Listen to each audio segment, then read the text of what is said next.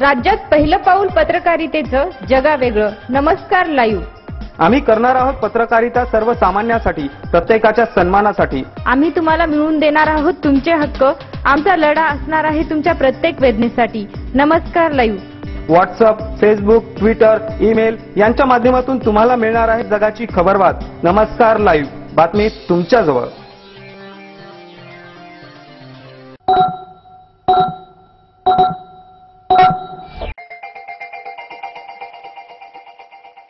नमस्कार, मी भाग्यश्री पाठक. नमस्कार लाईव्हच्या सकाळच्या बातमीपत्रात आपले स्वागत. सुरुवातीला हेडलाईन. स्मार्ट सिटीचा ठेंगा. पुणे मुंबईसह मराठवाड्यातून औरंगाबादची निवड. लातूर जिल्ह्यात विविध ठिकाणी आधार नोंदणीसाठी विद्यार्थी व नागरिकांची गर्दी. ग्रामीण भागात गैरसोय. भारत बांगलादेशच्या सीमेमध्ये आजपासून ऐतिहासिक बदल. 17,000 एकर जमिनीच्या बदल्यात भारताला 7,000 एकर जमीन. पाऊस न पडल्यास लातूर व उदगीर शहरांसाठी कर्नाटकासह अन्य 3 ठिकाणाहून रेल्वेने पाणी आणण्याची प्रशासनाची तयारी. ध्वनी प्रदूषण नियंत्रणासाठी जनजागृती आवश्यक. जिल्हाधिकारी पांडुरंग पोले.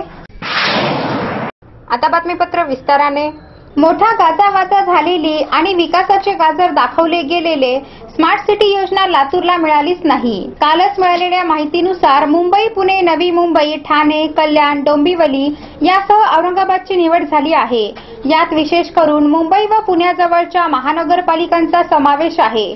महाराष्ट्रातील उच्च घनतेची समजल्या जाणाऱ्या शहरांचा यात समावेश आहे. मुंबईच्या आसपासच्या बऱ्याच महापालिकांचा समावेश असून मराठवाड्यातून फक्त औरंगाबादचा समावेश झाला आहे. नांदेड व लातूर शहरांना मात्र ठेंगा मिळाला आहे. नेमके कुठले मापदंड वापरले गेले याविषयी अजूनही संपूर्ण माहिती मिळालीच नसली तरी प्राथमिकदृष्ट्या जनतेला भुलवण्यासाठीच महानगरपालिकांनी या योजनेचा वापर करून घेतला असे वाटते. परंतु या निमित्ताने शहराचे मूल्यमापन होऊन वस्तुस्थिती समोर येईल व पुढील दिशा ठरवण्यासाठी उपयोग होईल अशी आशा करूया. तशी एक योजना गेली तर सर्वस्व गेले असे काही नाही. अमृत योजनेची अजूनही वाट पाहत आहोतच. अमृतचे अमृत आपल्याला चाखायला मिळेल किंवा अशा प्रकारच्या नाविन्यपूर्ण योजना येणाऱ्या काळात आपल्याला मिळतीलच. प्रशासन आता अशा योजनेसाठी सतर्क झालेला दिसून येत आहे, तर जनताही अशा योजनांसाठी पुढाकार घेताना व आपला सहभाग नोंदवताना यावर विचारविनिमय करताना दिसून येत आहे. हेही लातूरच्या प्रशासनाचे यशच म्हणावे लागेल. लातूर जिल्ह्यात विविध ठिकाणी आधार नोंदणीसाठी विद्यार्थी व नागरिकांची गर्दी होत आहे. त्या तुलनेत पुरेसे किट उपलब्ध नसल्याने जिल्ह्यात आधार नोंदणीचा खेळखंडोबा झाला आहे. विद्यार्थी व नागरिक नोंदणी केंद्रासमोर दिवस उजाडल्यापासून रात्री उशिरापर्यंत ताटकळत उभे राहावे लागत आहे. प्रशासनाकडून जास्त किट उपलब्ध करून देण्यासाठी काहीच हालचाली होत नसल्याची स्थिती आहे. लोकसंख्येच्या तुलनेत जिल्ह्यात 82% लोकांची आधार नोंदणी झाली असली तरी विविध योजना व उपक्रमांसाठी आधार कार्ड सक्तीचे केल्याने उर्वरित लोकांनी नोंदणीसाठी गर्दी केली आहे. मतदार यादी शुद्धीकरण मोहिमेत मतदारांचा आधार क्रमांक मागविण्यात येत आहे. यासोबत विविध अनुदानाच्या योजनांसाठीही आधार कार्ड सक्तीचे झाले आहे. शाळा, शिक्षक व विद्यार्थ्यांची अद्ययावत माहिती घेण्याच्या हेतूने सरकारने सरळ संगणक प्रणाली सुरू केली असून त्यासाठी विद्यार्थ्यांकडून आधार क्रमांक घेतला जात आहे. उपक्रम व योजनांमुळे एकाच वेळी आधारचा आग्रह झाल्याने नोंदणीसाठी नागरिक व विद्यार्थ्यांची गर्दी झाली आहे. जिल्ह्यात सध्या महा ई सेवेच्या 29 तर सेतू केंद्राच्या 3 किटद्वारे आधार नोंदणी सुरू आहे. गर्दीच्या तुलनेत किटची संख्या खूप कमी आहे. काही ठिकाणी महा ई केंद्राच्या संचालकांनी स्वतःचे किट उपलब्ध करून नोंदणी सुरू केली. मात्र लोकांकडून पैसे घेतल्याने काही ठिकाणी त्यांचे किट बंद करण्याची वेळ आली. या किटद्वारे केवळ शाळातच आधार नोंदणी करण्याचे आदेश असले तरी शाळा सोडून स्वतःच्या केंद्रातच नोंदणी करायला केंद्रचालक प्राधान्य देत आहेत. या केंद्रासमोर सकाळी 7 पासून ते रात्री उशिरापर्यंत नागरिक व विद्यार्थ्यांच्या रांगा लागल्याचे चित्र ग्रामीण भागात आहे. या स्थितीत किट वाढवून गैरसोय दूर करण्याची मागणी नागरिकातून होत आहे. भारत आणि बांगलादेशात झालेल्या करारानुसार आजपासून दोन्ही देशाच्या सीमेत ऐतिहासिक बदल झाला आहे. देशाच्या स्वातंत्र्यावेळची स्थिती आज पश्चिम बंगालचा कुचबिहार जिल्ह्याचे जिल्हाधिकारी अनुभवतील. तब्बल 41 वर्षांनी भारत आणि बांगलादेशमधला वाद अखेर संपुष्टात आला. मध्यरात्री 12 वाजता प्रदेश माणसं आणि प्रशासन या सगळ्यांची अदलाबदल आणि देवाणघेवाण होईल. भारत आणि बांगलादेशमध्ये झालेल्या कराराप्रमाणे भारतातील 111 गाव बांगलादेशात विलीन होतील.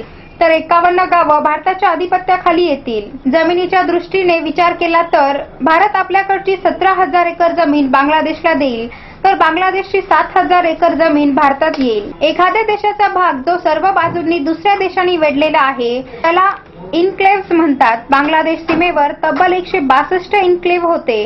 अशा इन्क्लेव्हमुळे सीमा भागात घुसखोरी होण्याची शक्यता वाढते. त्यामुळे थोडी जास्त जमीन देऊन भारतानं आपली सीमा एकसंध केली आहे. भारत बांगलादेश इन्क्लेव्ह अदलाबदलीमुळे 14,000 नवे नागरिक भारतात येणार आहेत. त्यांना नवी आयडेंटिटी, पासपोर्ट आणि नवीन पत्ता, पिनकोड मिळणार आहे. वेळ झाली आहे छोट्याशा विश्रांतीची. तुम्ही एकत्र नमस्कार लाईव्हचे सकाळचं बातमीपत्र. शुभेच्छा पाठवा सुंदर बुकेसह. संपूर्ण भारतात आणि 190 देशात कुठेही बुके पाठवण्याची सोय फक्त फ्लॉवर अँड फ्लॉवर्सवर. Bouquet, stage decoration, room decoration आणि कार डेकोरेशनचे सृजनशील नाव flower and flowers, Centre Point, Shivajinagar, Nanded. संपर्क 73 50 62 56 56. फ्लावर सोबत चॉकलेटचा sale. Heart shape chocolate, lip shape chocolate,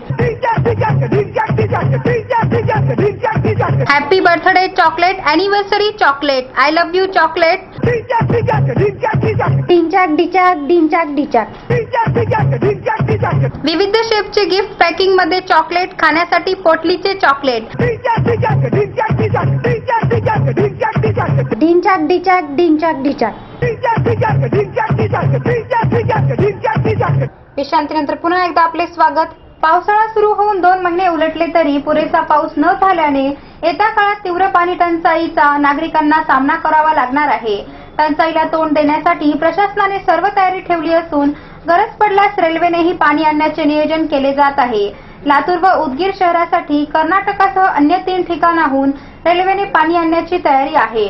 जिल्हाधिकारी पांडुरंग पोले यांनी याला दुजोरा दिला आहे. धनेगाव तालुका केज येथील मांजरा धरणात सध्या 2 दशलक्ष घनमीटर पाणीसाठा असून नागझरी बंधाऱ्यातील पाण्यात गाळ असल्याने त्याचा तेवढा उपयोग होत नाही. सध्या 15 दिवसाआड पाणी पुरवठा सुरू असून उपलब्ध होणे महिनाभर पुरवणी येण्याची आशा लातूर महापालिकेचे आयुक्त सुधाकर तेलंग यांनी व्यक्त केली आहे. मांजरातील पाणी संपल्यानंतर भंडारवाडी तालुका रेणापूर प्रकल्पातील पाणी टँकरने पुरवठ्यासाठी उपयोगात आणले जात आहे. 30 विहिरी व विंधन विहिरीचे अधिग्रहण होणार असून मांजरा धरणातून पाणी उचलणाऱ्या केज व कळंब शहरांना व मुरुडसह अन्य गावांना एकाच रोटेशनमध्ये पाणी देण्यात येणार आहे. यासोबत पाणी काटकसरीचे विविध उपाय राबविण्यात येणार असल्याचे श्री पोले यांनी सांगितले. हे सर्व उपाय संपुष्टात येऊन पाऊस पडला नाही तर रेल्वेनेही पाणी आणण्याची तयारी प्रशासनाने ठेवली आहे.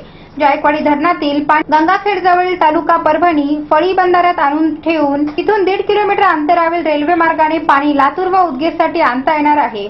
उजनी धरणाचे पाणी पंढरपूर बॅरेजेसमधून आणून तेथूनही रेल्वे मार्ग जवळ आहे. उजनीतून उस्मानाबाद शहरासाठीच्या पाणी योजनेतील हातलाई जवळील जलशुद्धीकरण केंद्रातून पाणी आणण्यासाठी 1.5 किलोमीटर अंतरावर रेल्वे मार्ग आहे.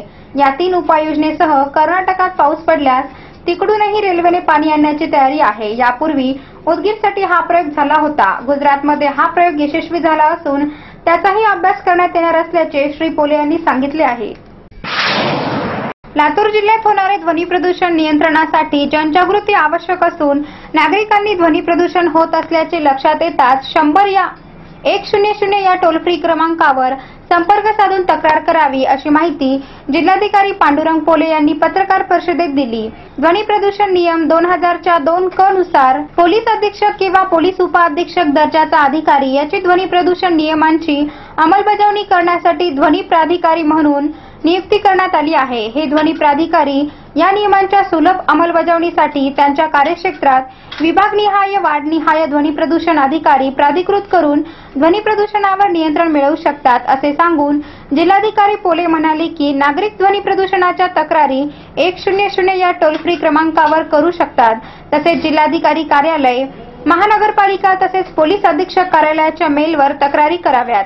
ध्वनी प्रदूषणाची मर्यादा 80 डेसिबलची होती. त्यात बदल होऊन औद्योगिक क्षेत्रात दिवसा 75 व रात्री 70 डेसिबल, वाणिज्य क्षेत्रात दिवसा 65 व रात्री 55 डेसिबल, निवासी भागात दिवसा 55 व रात्री 45 डेसिबल, शांतता प्रभागात दिवसा 50 व रात्री 40 डेसिबल प्रमाण असणे आवश्यक आहे. दिवसाचा कालावधी सकाळी 6 ते रात्री 10 पर्यंत तर रात्रीचा कालावधी 10 ते सकाळी 6 असा ग्राह्य धरण्यात येणार आहे. या आवाजाच्या प्रमाणाचे उल्लंघन केल्यास सदर व्यक्तीवर कारवाई केली जाणार आहे.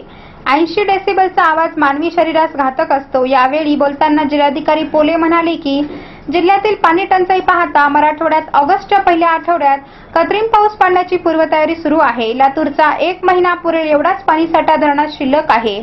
त्यामुळे गरज पडल्यास प्रसंगी रेल्वेद्वारे पाणी आणण्यासाठी प्रयत्न केला जाणार आहे. या पत्रकार परिषदेस महानगरपालिकेचे आयुक्त सुधाकर तेलंग, जिल्ह्याचे पोलीस अधीक्षक डॉक्टर ज्ञानेश्वर चव्हाण, निवासी उपजिल्हाधिकारी विश्वंभर गावंडे आदींची यावेळी उपस्थिती होती. आता बातम्या संक्षिप्त स्वरूपात. पंजाबमधील गुरदासपूर येथे झालेल्या दहशतवादी हल्ल्याच्या निषेधार्थ दिल्लीतील पाकिस्तान दूतावासाबाहेर युथ काँग्रेसची निदर्शने. अच्छे दिन 1% आले नाहीत आणि येणारही नाहीत, सुशीलकुमार शिंदे यांची भाजपवर टीका. दिवंगत माजी राष्ट्रपती कलाम यांची अनेक पुस्तके प्रकाशनाच्या वाटेवर. नरेंद्र मोदीच्या डिजिटल इंडियाचे स्वप्न साकारण्यासाठी प्रयत्न करू, आदित्य ठाकरे. नांदेड शहरातील चिखलवाडी भागात विजेची तार अंगावर पडल्याने एकाचा मृत्यू व 2 जण जखमी. हवामान अंदाज 27°C ते 29°C आहे. उद्या दिनांक 2 ऑगस्ट 2015 चे हवामान अंदाज 29°C ते 30°C राहील. आजचा सुविचार, दुनिया आपको उस वक्त तक नहीं हरा सकती जब तक आप स्वयं से ना हार जाओ. श्वेता कुलकर्णी. नमस्कार लाईव्ह वाचक. शेवटी पुन्हा एकदा हेडलाईन. स्मार्ट सिटीचा ठेंगा, पुणे मुंबईसह मराठवाड्यातून औरंगाबादची निवड. लातूर जिल्ह्यात विविध ठिकाणी आधार नोंदणीसाठी विद्यार्थी व नागरिकांची गर्दी, ग्रामीण भागात गैरसोय. भारत बांगलादेशच्या सीमेमध्ये आजपासून ऐतिहासिक बदल, 17,000 एकर जमिनीच्या बदल्यात भारताला 7,000 एकर जमीन. पाऊस न पडल्यास लातूर व उदगीर शहरांसाठी कर्नाटकासह अन्य 3 ठिकाणाहून रेल्वेने पाणी आणण्याची प्रशासनाची तयारी. ध्वनी प्रदूषण नियंत्रणासाठी जनजागृती आवश्यक, जिल्हाधिकारी पांडुरंग पोले. आणि याचबरोबर नमस्कार लाईव्हचं सकाळचं बातमीपत्र संपलं.